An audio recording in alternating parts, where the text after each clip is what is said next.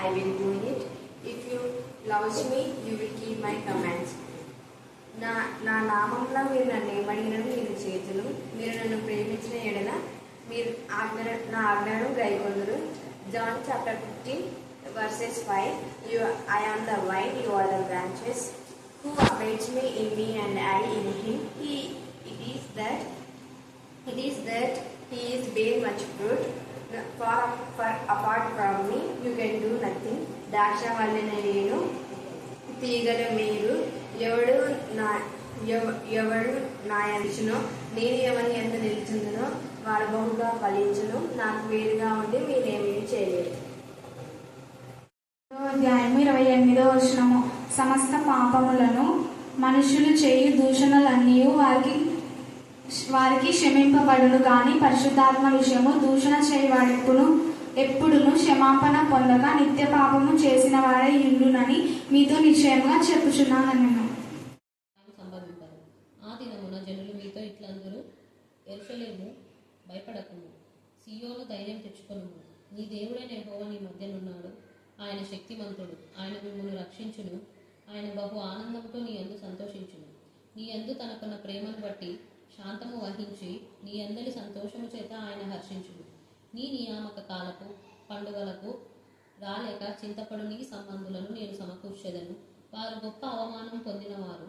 ఆ కాలంలో నిన్ను హింసపెట్టు వారందరినీ నేను శిక్షింతును. పుట్టుచూ నడుచు వారిని నేను రక్షింతును. చెదరగొట్టబడిన వారిని సమకూర్చుదును. ఏ దేశంలో వారు అవమానం నొందిరో అక్కడ నేను వారికి ఖ్యాతి నుంచి మంచి పేరు కలుగజేసేదను. ఆ కాలమున మీరు చూచుచుండగా నేను మిమ్మల్ని చెరలో నుండి రప్పించి మిమ్మల్ని సమకూర్చిన తరువాత మిమ్మల్ని నడిపింతును. నిజంగా భూమి మీద ఉన్న జనులందరి దృష్టికి నేను మీకు ఖ్యాతిని మంచి పేరును తెప్పింతును. ఇదే యెహోవా. అది 11 నుంచి 16. కాగా కోపం తెచ్చుకొని నీకు రాజు నియమించుకుని క్రోధం కలిగి అతన్ని కొట్టివేయుచున్నాను. ఎఫ్రాయిము దోషము నా యుద్ధ ఉంచబడి ఉన్నది, అతని పాపం భద్రం చేయబడి ఉన్నది. ప్రసూతి వేదనలు కలిగినట్లుగా అతనికి వేదన పుట్టును. పిల్ల పుట్టు సమయంలో బయటికి రాని శిశువైనట్లుగా అతడు బుద్ధి లేని వాడే బుద్ధికి రాడు. ఆయనను పాతాళం వశంలో నుండి నేను వారిని విమోచించును, మృత్యువు నుండి వారిని రక్షించును. ఓ మరణమా నీ విజయం ఎక్కడ? ఓ మరణమా నీ ముళ్ళెక్కడ? పశ్చాత్తాపము నాకు పుట్టదు. నిజముగా ఎఫ్రాయిము తన సహోదరులలో ఫలాభివృద్ధి నందును. అయితే తూర్పు గాలి వచ్చును, యెహోవా పుట్టించు గాలి అరణ్యంలో నుండి లేచును. అది రాగా అతని నీటి బుగ్గలు ఎండిపోవును, అతని ఊటలు ఇంకిపోవును. అతని ధననిధులను అతనికి ప్రియమైన వస్తువులన్నింటినీ శత్రువు కొల్లపెట్టును. షోమ్రోను తన దేవుని మీద తిరుగుబాటు చేసిన కనుక అది శిక్షనందును. జనులు కత్తి పాలవుదురు, వారి పిల్లలు రాళ్లకు వేసి కొట్టబడుదురు. గర్భిణీ స్త్రీల కడుపు చీల్చబడును. దేవుడి లేఖన భాగాన్ని దీవించిందాక. ఆమేన్, ఆమేన్. ఫలింపచేయమని ప్రార్థిస్తున్నాం. మనుషాత్మ అపవిత్రాత్మ ఏసునామములో గర్దించి పాతాళంగా బంధించమని ప్రార్థిస్తున్నాం. మానవ తలంపులు పద్ధతులు దైవోపదేశంలోనే బోధించే ప్రతి దుర్బోధ నుంచి విడిపించమని ప్రార్థిస్తున్నాం. దేవనాథను ఇక్కడ చేసిన ప్రతి బిడ్డను మీ కరుణా పీఠంలో ఎత్తిపడుతున్నాం. వీరి కుడి చేయి పట్టుకుని రైతు వేళని నడిపించమని ప్రార్థిస్తున్నాం. బుద్ధిహీనులు కాక బుద్ధి కొరిగి ప్రవర్తించడానికి మీ కృపను సాధించమని ప్రార్థిస్తున్నాం. దేవా నీ యందు భయము భక్తి కలిగి జీవించడానికి మీ కృప దాయించమని ప్రార్థిస్తున్నాం. మీకే స్తోత్రం, మీకే స్తోత్రం, మీకే స్తోత్రం, మీకే స్తోత్రం, మీకే స్తోత్రం, మీకే స్తోత్రం. అలాగే నా ప్రభా దీవెన మాత్రమే ఇంతవరకు ఇక్కడ ఉంచారు. మీరు అవిడ బాంబే వెళ్తుండగా మీ మార్గం సవరం చెంది క్షేమంగా వెళ్ళడానికి మీ కృప దాయించేది. దేవా వేరే ప్రాంతంలో ఉన్న బిడ్డకి నడిపించారు. మరలా ఇక్కడ నుంచి వారి ప్రాంతం చేరడానికి మార్గం సవరం చేస్తున్నందుకు మేము స్తుతిస్తున్నాం. దేవా మీకే స్తోత్రం, మీకే స్తోత్రం, మీకే స్తోత్రం. చిన్న బిడ్డలు చెప్పిన లేఖన భాగం బట్టి మేము స్తుతిస్తున్నాం. సోదరు చిట్టలో పూర్ణ ఆరోగ్యం, పూర్ణ బలం, పూర్ణ శక్తి దయచేసి ఏ పని నిమిత్తం వెళ్ళిందో ఆ పని మీరు సక్సెస్ చేయమని ప్రార్థిస్తున్నాం. బెనరచ్చిగా శక్తి ఇచ్చిన లయపరచమని ప్రార్థిస్తున్నాం. దేవా చదువుబడిన వాక్యం అందరి జీవితంలో ఫలింపజేసి నీకే మహిమ ఘనత ప్రభావం చెల్లించుకోమని మమ్మను మా ఆత్మను నీ చేతులకే సమర్పిస్తూ నజరేయుడా యేసుక్రీస్తు శక్తిగల నామమున ప్రార్థిస్తున్నాం తండ్రి. ఆమేన్, ఆమేన్, ఆమేన్. బుద్ధికి రారు చెప్పండి. బుద్ధి లేని వారు వృద్ధికి రారు. మరి చెప్పాలి. బుద్ధి లేని వారు వృద్ధికి రారు. మరి వాక్యం విన్నప్పుడు మనం బుద్ధి గల వారమై ఉన్నామో బుద్ధి లేని వారమై ఉన్నామని మనల్ని మనమే ఆత్మ పరిశీలన చేసుకోవాలి. ఎవరిని దేవుడు బుద్ధి లేని వారు అంటున్నారు? బుద్ధి లేని వారి కొన్ని లక్షణాలు చెప్పండి చూద్దాం. మీరు విన్నారు కదా ఎఫ్రాయిం గురించి. మరి బుద్ధి లేని వారి లక్షణాలు ఏమేమి ఉన్నాయి? గాలిని వెంటాడతాడు. Very good. గాలి లాగా అంటే గాలిని మేస్తాడు. ఊరికే గాలి అంటే మీరు అంటుంటారు చూడు, గాలి ఏం పని చేస్తాడు, గాలిలో లాగా తిరుగుతాడు అంటుంటారు. అవునా కదా? అది గాలి అంటే బయట తిరిగిపోతూ వదలబోతూ, నిద్రపోతూ, సోమరిపోతూ, తిండిపోతూ, ఇంకా అది మానవ దినమేగా అబద్ధాలు ఆడుతున్నారు. వీళ్ళకేం పని పాట కాబట్టి ఒక దాని మీద ఒకటి పని పాట లేని వాళ్ళు ఏదో ఒకటి మాట్లాడుతూనే ఉంటారు. అదే పని ఉన్న వాళ్ళు మాటలు తక్కువ. కాబట్టి బుద్ధి లేని వాళ్ళు ఈ లక్షణాలు. గాలిని మేస్తారంటే గాలిలాగా తిరుగుతూనే ఉంటారు. వాళ్ళు ఏం పని పాట చేయరు, కష్టపడి పని చేయరు, ఎప్పుడు ఒకరిపైన ఆధారపడేది చూంటారు. బుద్ధి లేని వారి చేను దాట్లాగా ముండచుక్కలు గొచ్చపొదలు వారి చేనులో ఉంటాయంట. బుద్ధి లేని వారి చేనులో అలాగా బుద్ధి లేని వాడు దేవుడు లేడని వాళ్ళు దుష్ట కార్యాలు చేస్తారంట. చూడండి కీర్తన 53:1 చదవండి. కీర్తన 53:1. దేవుడు లేడని బుద్ధిహీనులు తమ హృదయంలో అది దేవుడు లేడు అని బుద్ధిహీనులు ఏమనుకుంటారో తమ హృదయంలో అనుకుంటారు. ఒకటి. తర్వాత వారు చెడిపోయిన వారు. వారు చెడిపోయిన వారు. రెండవది. మూడవది అసహ్య కార్యములు అసహ్య కార్యములు చేస్తారు. చండాలమైన పనులు. అంటే మధ్యాహ్నం మనం చూసుకున్నాం ఏంటి అసహ్యమైన కార్యములు అంటే, ఈ ఎఫ్రాయిము దేవుడు ఎంతగా పెంచి పెద్ద చేసి దేవుని భయభక్తి గల వారుగా చేశాడు. భోజనం నేను వానికి భోజనం తినిపించింది అంటాడు, నడక నేర్పించింది అంటాడు. ఎత్తుకున్నాడు ఎఫ్రాయిం ముద్దు బిడ్డ.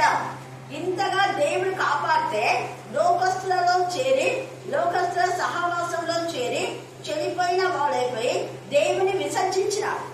అందుకని ఎఫ్రాయిము బాగా మంచిగా మరి ఎప్పుడైతే దేవుడు అతన్ని పెంచి పెద్ద చేస్తాడో అతను ఏమైపోయినాడు అంటే, బాగా తిన్న తర్వాత తృప్తి పొంది గర్వించి దేవుని మరచున్నాడు. కాబట్టి దేవుడు కూడా ఏం చేస్తున్నాడు అంటే, ఇలా బుద్ధి లేని వారికి సింహం లాంటి వాడు, చిరుతపుల్ లాంటి వాడు, ఎలుగు బండి లాంటి వాడు.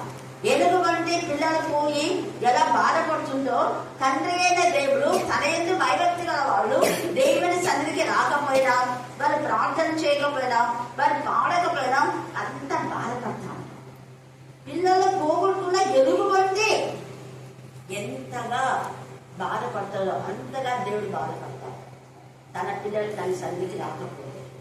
కానీ బుద్ధి లేని వాళ్ళు పోతే పోయిందిరే, వస్తే ఏమి, వెళ్తే ఏమి, వాక్యం చదివితే ఏమి, చెప్తే ఏమి, చెప్పకుంటే ఏమి, నేర్చుకుంటే ఏమి, నేర్చుకోకపోతే ఏమి అనుకుంటారు. బుద్ధి లేని దేవుడు చేసిన మేలులన్నింటినీ మర్చిపోతారు. బుద్ధి లేని వాళ్ళు ఒకే క్యాడర్, భక్తిహీనులు ఒకే కోవకు చెందిన వాళ్ళు, దుర్జనులు ఒకే కోవకు చెందినటువంటి వాళ్ళు, వాళ్ళు దుష్టులు, దుర్మార్గులు, దేవుని మరచినటువంటి జనులు. వాళ్ళు చెయ్యరాని చెడ్డ కార్యాలన్నీ చేస్తారంట. అసహ్య కార్యాలన్నీ చేస్తారని రాయబడింది కదా వాక్యం వేదన. ఈ ఎఫ్రాయిం కూడా బుద్ధి లేని వాడు కాబట్టి వృద్ధికి రావు. ఈ రాత్రి కాల సమయమందు ఎవరైతే బుద్ధి లేని వారుగా ఉన్నారో వారు వృద్ధికి రావు. విశ్వాస ఘాతకులు కూడా వృద్ధికి రారు. దేవుని మరచిన జనులు వృద్ధికి రారు. దేవుని మరవడం అంటే ఏంటి? దేవుని మరచిన జనులు వృద్ధికి రారు. ఏమని వాళ్ళు మరవడం అంటే ఏంటి? అంటే సన్నిధికి వాక్యం వినరు. ఒకవేళ బయట కొంతమంది రాకుండా వినేవాళ్ళు ఉంటారు, కానీ వాళ్ళు రారు. ఒకవేళ వాక్యం విన్నా కూడా వినరు. రాలేక వినకుండా ఉండేటటువంటి వాడు. కొంతమంది రాలేకుండా వింటుంటారు, రాసుకుంటుంటారు కూడా.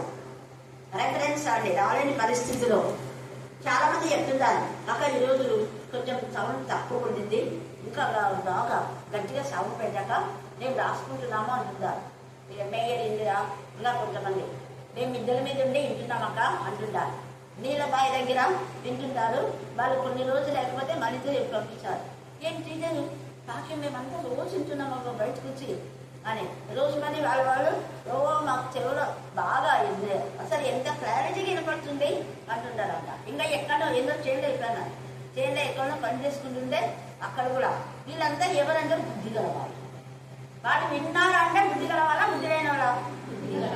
ఎక్కడో ఉండి వాక్యం వింటున్నామంటే ఆ కొత్త బస్ స్టాండ్ అంటే అక్కడ బస్ స్టాండ్ పట్టించినా చూడండి, అక్కడ విని కొంతమంది నాతో చెప్పారు, ఆటోలో వెళ్తుంటారు, మేడం మీ వాక్యం మేము విన్నాం ఆ రోజు ఇది చెప్పారు, అది మా కుటుంబానికే అని మేము చాలా సంతోషపడ్డాం మేడం నిజంగా అన్నారు. అంటే వాళ్ళ కుటుంబంలో ఏదో ఒక వ్యక్తులు ద్రోహం చేస్తున్నారు, అన్యాయం చేసేవాడిని దేవుడు అసలు క్షమించడు, ఖచ్చితంగా వాళ్ళకి తగిన శిక్ష వస్తుంది అని నేను చెప్పిన.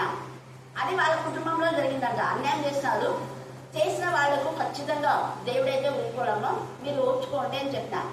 కొన్ని సంవత్సరాల తర్వాత మళ్ళీ వచ్చి ఆ వాక్యం ఫలించింది మేడం, మాకు ద్రోహం చేసే వారికి తగిన శిక్ష దేవుడు ఇచ్చినారు. చూసినారా? ఎందుకు అంటే వాక్యంలో ఉండేది, నేను చెప్పేది కానది. ఇక్కడ బుద్ధి లేని వారు బుద్ధికి రావాలని దేవుడు చెప్తున్నాడు. ఇది నేను చెప్పే మాట, దేవుడు చెప్పిన మాటల. బుద్ధి లేకుండా ఉండేవాళ్ళు అసహ్యకారం చేసేవాళ్ళు వృద్ధికి రారు, అక్రమకారులు వృద్ధికి రారు, అబద్ధం ఆడేవాళ్ళు వృద్ధికి రారు, మేలు చేసేదానికి కీడు చేసే వాళ్ళు వృద్ధికి రారు. ఇక్కడ దేవుడు అన్నాడు, నేను నీకు అంత సహాయం చేసిన దేవుడినే మర్చిపోయినా. మధ్యాహ్నం వేళ మన ధ్యాన అంశం మేలు చేసిన వారికి మనము కీడు చేయకూడదు.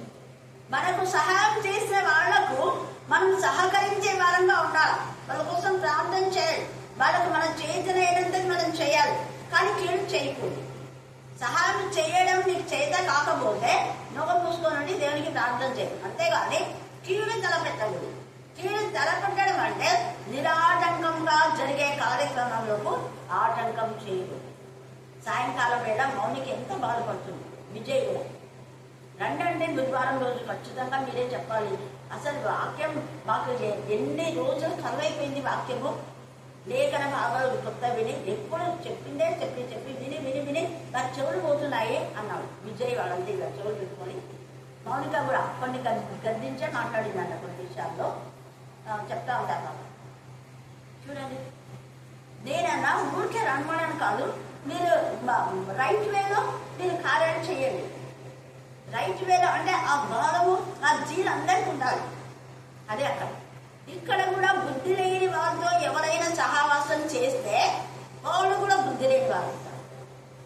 ఎందుకంటే జ్ఞానంతో సహవాసం చేసేవాడు ఏమవుతాడు? చీవాడది. జ్ఞానులతో ఎవరైనా సహవాసం చేస్తే ఖచ్చితంగా వాళ్ళు జ్ఞానంగా అవుతారు.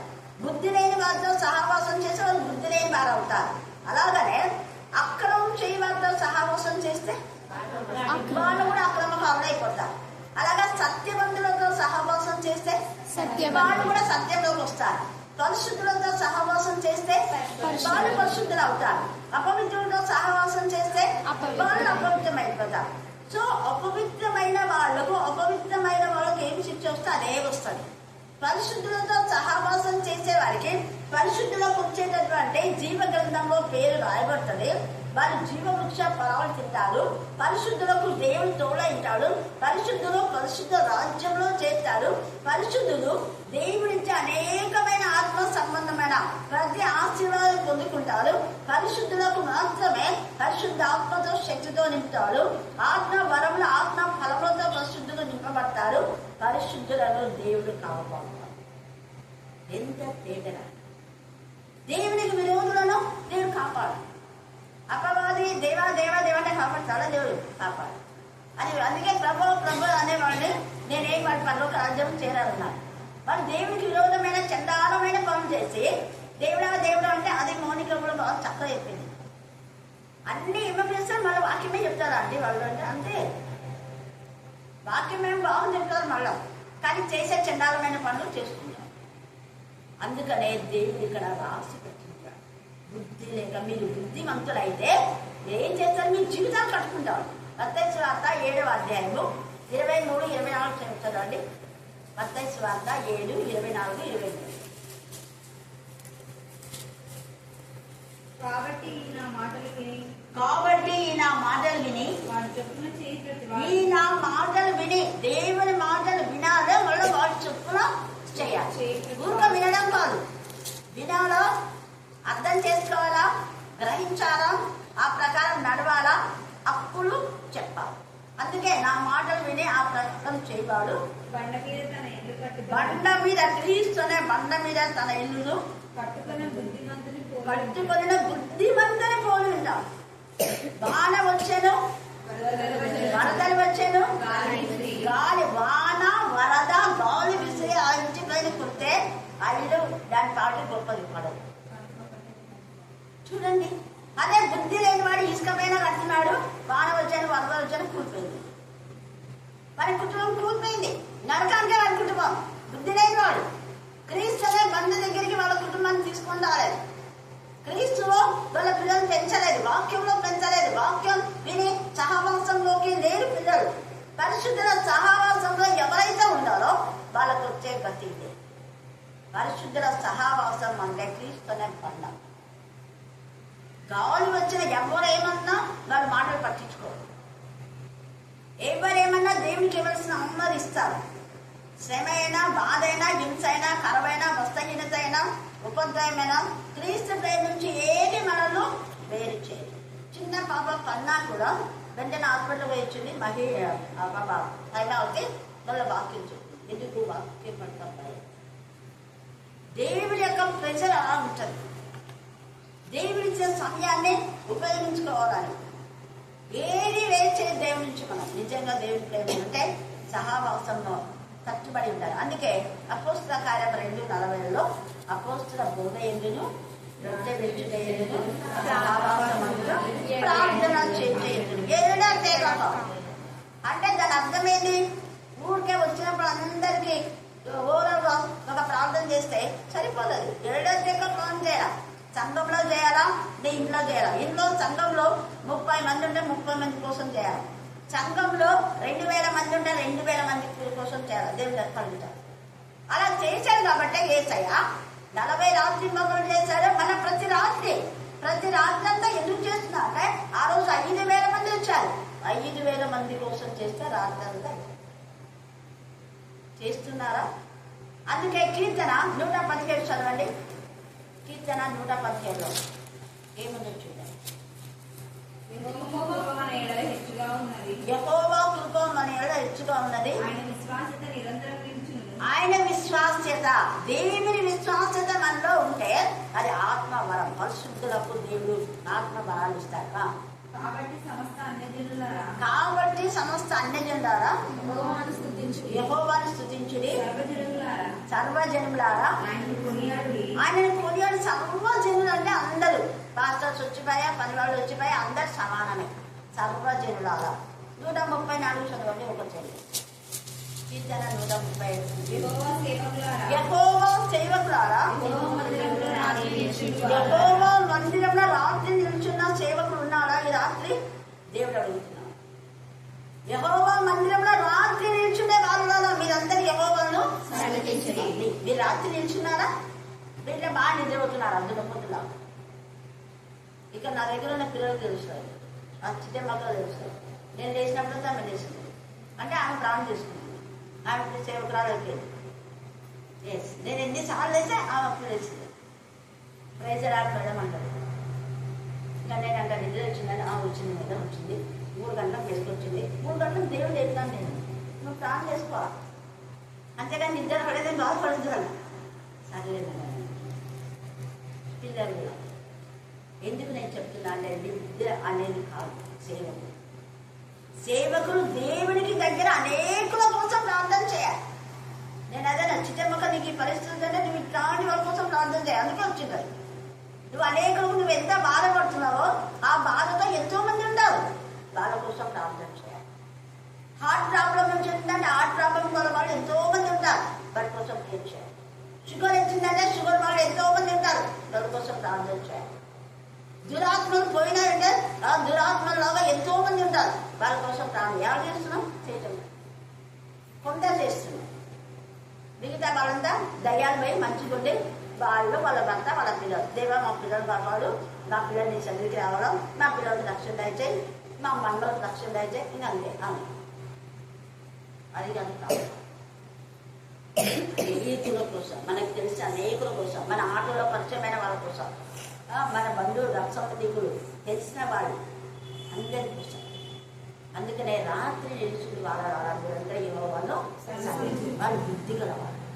బుద్ధి లేని వాళ్ళు అప్పుడు మాత్రమే డబ్బులు ఇస్తే ప్రార్థన చేయడం ఫ్రీ అయిపోయారు. మళ్ళీ ఆ ఫ్యామిలీ గురించి మంచి కూడా ఉండవు. ఆ ఫ్యామిలీ గురించి మంచి కూడా ఉండవు. చూడండి ఎంత చక్కగా పరిశుద్ధ ఆత్మదేవుడు మాట్లాడుతున్నాడు. ఇక్కడ అంటున్నాడు కదా 11వ వచనంలో, నీ అధిపతులు ఏమైనా కాగా కోపం తెచ్చుకొని నీకు రాజును నియమించుకుని క్రోధం కలిగి అతన్ని కొట్టివేయించున్నాను. రాజు నియమించినా నేనే కొట్టివేస్తాను. ఎందుకంటే దేవుడి సహాయం చేస్తుంటే మన రాజుగారు అంటున్నారు. ఎఫ్రాయిము దోషము నా యొద్ద ఉంచబడి ఉంది. ఎఫ్రాయిము దోషము దేవుడి యొద్ద ఉంచబడి ఉంటే మన దోషం కూడా దేవుడి యొద్ద ఉంచబడింది. వేరొక గ్రంథంలో దోషాలన్నీ లిఖితమైంటాయి. చీకటిలో మాట్లాడుకున్నవే మిద్దరి మీదే చెప్తాడు దేవుడు. ఎవరు లేదైతే మాట్లాడుతున్నా, ఎవరు ఇల్లేదని నువ్వు అనుకుంటున్నావు. కానీ దేవుడు అందరికి మీద పెట్టాడు. ఇదిగో ఫలానా ఫలానా టైంలో ఇలాగా మాట్లాడిందని దేవుడు చెప్తాడు.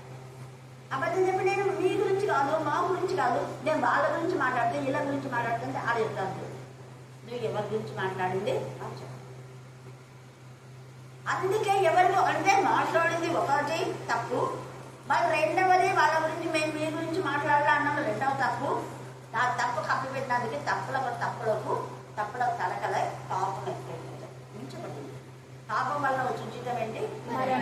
సత్యం చెప్పాలి, యథార్థంగా మాట్లాడాలి. మనం ఎవరైనా గర్జించాలంటే అంతర్గతంగా గర్జించాలి. వాళ్ళని అట్ట ఓడించి మాట్లాడడం కాదు. యథార్థవాది లోకానికి కానీ దేవునికి ఇష్టం. అందుకని ఇక్కడ ఏమంటున్నాడు చూడండి, ఎంత చక్కగా ఎఫ్రాయిం పాపము దోషము నా యొద్ద ఉంచబడి ఉన్నది. అలాగనే ఎఫ్రాయిం దోషం ఎలాగో ఉంచబడిందో నమ్మక ద్రోహి అయిన మేలు చేసిన యేసయ్యకు నమ్మక ద్రోహం చేసిన ఇస్కరియోతు యూదా పాపం కూడా ఉంది. ఎక్కడ? ఎక్కడ? Very good. క్లాస్ కొట్టండి ఒకసారి. మనకి ఇర్మియా 10లో తేజగా రాయడం, ఇనుప కొంచెంతో రాయడం, వజ్రం మనతో లిఖించబడలేదు, తుడుపు పెట్టబడదు కాదు. అంటే ఎవరైనా ప్రాణం చేస్తున్నా నీ తుడుపు పెట్టబడదు. అందుకే ఇర్మియా దాంట్లో ప్రార్థన చేయొద్దు, నువ్వు చేస్తా నేను వినాను. కొందరి పాపాల కోసం మనం ప్రార్థన చేస్తున్నా దేవుడు వినడు. అందుకనే శామ్యూయేలు, మొదటి శామ్యూయేలు 2వ అధ్యాయం 25లో వాళ్ళ దేవుడు చంపాలనుకుంటే వాళ్ళ కోసం ఎవరు ప్రార్థన చేస్తారు? అని చెప్పారు. అన్న ప్రవచన రూపకంగా చెప్తారు. ఎంత చక్కగా యోగు అన్నాడు, నేను 2:25లో నేను దేని గురించి అయితే భయపడుతున్నాడు అదే నాకు సంభవించింది. 3:25 అంటున్నాడు. భయం అనేది ఉండకూడదు. బుద్ధి లేని వాళ్ళు భయపడుతుంటారు. ఇప్పుడు భయమే కలవరా. అయితే ఇక్కడ ఎఫ్రాయిం పాపము ఉంచబడి ఉన్నదంట. అతని పాపం భద్రం చేయబడి ఉన్నది. ప్రసూతి వేదనలో కలిగినట్టుగా అతనికి వేదన పుట్టును. పిల్లలు పుట్టిన సమయమున బయటికి రాని శిశువైనట్టుగా అతడు బుద్ధి లేని వాడే వృద్ధికి రాడు. కొంతమందికి పిల్లలు పుట్టే సమయంలో పుట్టలేక గర్భంలోనే చనిపోతుంటారు. ఇంకా దేవుడు బుద్ధి కలిగించాలని కొన్ని శ్రమలు పెట్టాయి. ఇక్కడ వాక్యంలో ఉన్నవి జరుగుతున్నాయి. దీనిలంతా ఎక్కువ స్త్రీల గురించినటువంటి వేదన ఉంది. అంటే ఉదాహరణ ఇక్కడ చెప్తున్నాడు, ఆయనలో పాతాళ వర్షంతో నేను వారిని విమోచించును. ఒకవేళ వారికి పశ్చాత్తాపడితే పాతాళ వర్షంలో నుంచి వాళ్ళ దేవుడు ఏం చేస్తాడా? విమోచించును. మృత్యువు నుండి వారిని రక్షించును. ఓ మరణమా నీ విజయం ఎక్కడ? ఓ మరణమా నీ ముందు ఎక్కడ? పశ్చాత్తాపం నాకు పుట్టదు. ఎవరి గురించి అంటే బుద్ధిహీనుల గురించి. దేవుని వైభక్తి గల వాళ్ళ గురించి పశ్చాత్తాపం కలిగి వాళ్ళు మృత్యులోకి వెళ్ళినా కూడా వాళ్ళు బయటకు తీస్తారు. అపవాది వాళ్ళను ఒకరిని చంపేస్తా దేవుడు వెంటనే మళ్ళా గర్భఫలం ఇచ్చేస్తారు. మన పిల్లలు ఎంతమంది గర్భస్థానంలో ఎంతమంది వెంటనే పిల్లలు ఇచ్చారు. అది అందుకే ఓ మనమా అపవాది నువ్వు మనం తెచ్చావు కానీ నేను మళ్ళా ఇస్తున్నాను. యోగు పిల్లలు 10 మందిని తీసుకుపోయింది సాతాను. మళ్ళా 10 మందిని నోరు మూసుకొని ముక్కు గాలి వేసి 10 మంది పిల్లలు తీసుకొచ్చారు. హల్లెలూయా, హల్లెలూయా, హల్లెలూయా, హల్లెలూయా, హల్లెలూయా. అందుకే ఇక్కడ అంటున్నాడు చూడండి, ప్రసూతి వేదన కలిగినట్టుగా అతనికి వేదన పుట్టును. పిల్లలు పుట్టిన సమయంలో బయటికి రాని శిశువైనట్లు అతను బుద్ధి లేని వాడే బుద్ధికి రాడు. అయినను పాతాళ వర్షం నుండి నేను వారిని విమోచించును, మృత్యు నుండి వారిని రక్షించును. ఓ మరణమా నీ విజయం ఎక్కడ, ఓ మరణమా నీ ముళ్ళు ఎక్కడ. పశ్చాత్తాపం నాకు పుట్టదు, నిజంగా ఎఫ్రాయిము తన సహోదరులో ఫలాభివృద్ధి నొంది. పశ్చాత్తాపం పడితే ఫలాభివృద్ధి అంటే నిశ్చయంగా అంటే దేవుని జ్ఞాపకం చేసుకుని దేవుని మహిమపరిచినప్పుడు తప్పు తెచ్చుకొని బుద్ధిహీనత నుంచి విడుదల పొంది దేవునికి ఇష్టంగా ఉంటే బుద్ధి పొందుతాం. మనస్సే కూడా 2వ దినవృత్తాంతంలో 33లో మనస్సే తన పశ్చాత్తాపానికి దేవుడు బహుగా ఆశీర్వదించాడు. 55 సంవత్సరంలో ఇశ్రాయేలుకు రాజుగా ఉన్నాడు. మనస్సు తప్పు చేసి చెరలోకి వెళ్ళినాడు, తప్పు తెలుసుకున్నాడు, పశ్చాత్తాపన్నాడు. 55 సంవత్సరాలు దేవుడు వచ్చేసినాడు. మనస్సే హిజ్కియా యొక్క మనస్సే.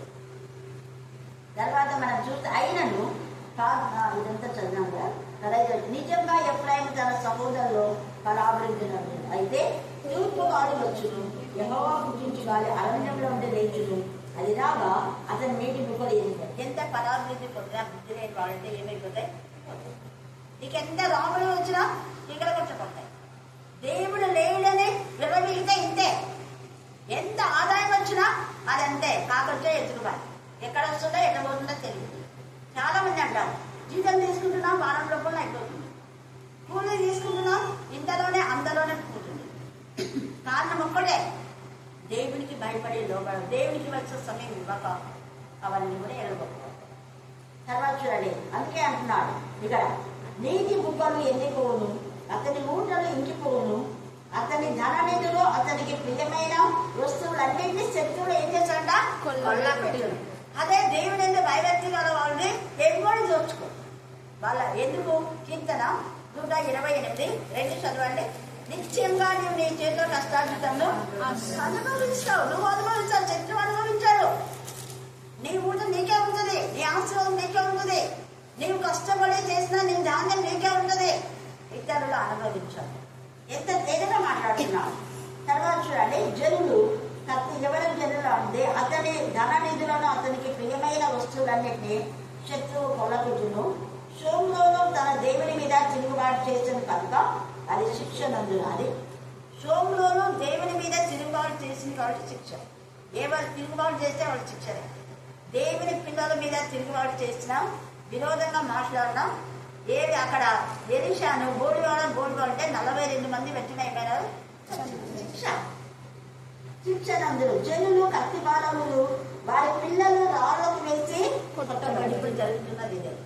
చాలా మంది పిల్లలు రాళ్ళకు వేసి కొట్టబడి. గర్భిణీ స్త్రీల కడుపులు ఏమైపోతున్నాయి? చీల్చబడి. ఇది ఎప్పుడు జరిగిందంటే ఈ ప్రవచనము కొత్త నిబంధనలో 2 సంవత్సరాల పిల్లలు చంపేశారు. రాహేలు తన పిల్లల కోసమే అమ్మలాడు.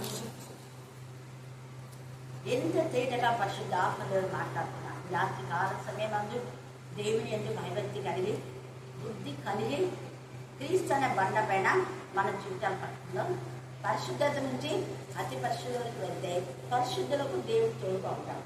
ప్రకటన 22 చూడండి, దేవుడు ఎవరికి తోడుగా ఉంటాడో తేటగా రాయబడింది. 22వ అధ్యాయము చివరి వచనం 21. ప్రభు అయిన యేసు కృప పరిశుద్ధులకు తోడై అందరూ చెప్పండి. ప్రభు అయిన యేసు కృప, ప్రభువైన యేసు కృప పరిశుద్ధులకు తోడై ఉండును గాక. తోడై ఉండును గాక. ప్రభు అయిన యేసు క్రీస్తు కృప, ప్రభువైన యేసు క్రీస్తు కృప పరిశుద్ధులకు తోడై ఉండును గాక. తోడై ఉండును గాక. ఇప్పుడు మనమే ఆత్మ పరిశీలన చేసుకుంటాం. మనం పరిశుద్ధులుగా ఉన్నామా? ఎలా ఉన్నాం? మనం బుద్ధిగల వాళ్ళుగా ఉన్నామా? బుద్ధిహీనులుగా ఉన్నామా? ఆత్మ పరిశీలన చేసుకొని దేవుడు మనతో ఉన్నాడా లేదా అని తెలుసుకొని దేవుడికి ఇష్టంగా చూద్దాం. దేవుడు వివేక భాగం దేవుడికి ఆశీర్వదించుగాక. ఆమేన్, ఆమేన్, ఆమేన్. మన నాయన 13వ అధ్యాయంలో మన చదివిన లేఖల భాగం నుంచి పంచిపెట్టిన విధానాన్ని బట్టి కూడా నీకు వందనములు స్తుతులు స్తోత్రాలు చెల్లించుకొచ్చున్నాం ప్రభా. ఎఫ్రాయిము బుద్ధి లేనివాడుగా జీవించి ఉన్నాడు ప్రభా. అలాంటి హృదయం మాకు నాయన తీసివేసినటువంటి నేను హృదయంతో నేను నీ వాక్యానుసారంగా జీవించే కృపా ప్రతి బిడ్డకు దయచేయమని ప్రార్థిస్తున్నాము. మీకే స్తోత్రం, మీకే స్తోత్రం, మీకే స్తోత్రం, మీకే స్తోత్రం, మీకే స్తోత్రం. నాయన బుద్ధి లేని వారంగా లేకుండా నా తండ్రి బుద్ధి గల కనికల వలె స్త్రీల వల్ల మాకు దయచేయమని ప్రార్థిస్తున్నాయి. మీకే స్తోత్రం, మీకే స్తోత్రం, మీకే స్తోత్రం, మీకే స్తోత్రం, మీకే స్తోత్రం. నాయన సాతాను వచ్చినైనా ఎన్నైనా ఎక్కిన తండ్రి మరి ఎన్నో అయినా అపాదులు నాయన ఎన్నో చేయించినాయి ప్రభా, నీకే స్తోత్రం. అలాంటి తీసివేసిన తండ్రి మీ యొక్క వాక్యానుసారంగా నేను జీవించు కృప దయచేయమని ప్రార్థిస్తున్నాం. మీకే స్తోత్రం, మీకే స్తోత్రం, మీకే స్తోత్రం, మీకే స్తోత్రం. నైనా ప్రార్థించే ప్రతి ఒక్క బిడ్డను దీవించి ఆశ్రయించండి. నైనా మా హృదయాల్లో మా పిల్లల కోసం కాదు ప్రభు, నైనా అనేకుల కొరకు కూడా ప్రార్థించమని ప్రార్థిస్తున్నాం. మీకే స్తోత్రం, మీకే స్తోత్రం, మీకే స్తోత్రం, మీకే స్తోత్రం. ఎక్కడెక్కడ జరుగుతున్నాయో కూడా నా తండ్రి అక్కడ నేవే ఉండి నాయన నీకు ఘనంగాను మహిమకరంగాను దీవెనకరంగాను నాయన ఆత్మీయకరంగా జీవించే కృప ప్రతి ఒక్క బిడ్డకు దయచేసిన విధానం బట్టి కూడా నీకు వందనములు స్తుతులు స్తోత్రాలు చెల్లించుకొచ్చిన ప్రభా, నీకే స్తోత్రం, మీకే స్తోత్రం, మీకే స్తోత్రం, మీకే స్తోత్రం, మీకే స్తోత్రం. అయినా మీకంటూ అసాధ్యం ఏది లేదు అయినా సమస్తం సాధ్యం చెల్లించు వాడు ప్రభా, నీకే స్తోత్రం. అయినా మరి ఇల్లు కట్టకు నా తండ్రి మరి ఎంతో మంది నేను ప్రయాసపరిచిన ప్రభా, అలాంటి నా తండ్రి ప్రతి ఒక్క బిడ్డను కూడా నా తండ్రి ఏ